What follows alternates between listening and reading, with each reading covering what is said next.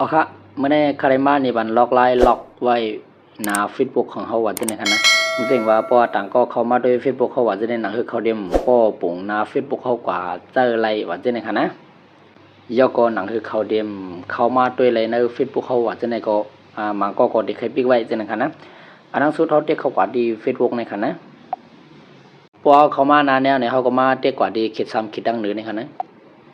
ย่อก็เขามาเด็กกว่าดีห่างเขาเนี่ยมาในมานานในขณะปวงมานานในเนี่ยเขาก็มาเด็กกว่าดีตุ่มซ้ำตุ่มตั้งเหนือในขณะเด็กเขากว่ากันพอเด็กเขามาเจอแนวไหนมาในมางานนานในขณะนานในครับล็อกโปรไฟล์ในขณะเขาก็มาเด็กเขากว่าดีนะครับพอเขาเด็กเขามาดีแนวเนี่ยเขาก็มาเด็กไอ้สมลังเตอในขณะใช่ไหมครับอันนี้มันก็ได้ลาว่าเขาเลยปิกไว้ยาวว่าจะในขณะเขาก็เด็กกันสมนะครับก็ได้มีหมอกกันในคณะใครพูดเรื่องหรืออำนั้นเกี่ยวกับโฟนเกี่ยวกับ Facebook มันจึงจะไลน์ว่าจะในสอบถามอะไรดังคอมเมนต์ต่างๆในคณะ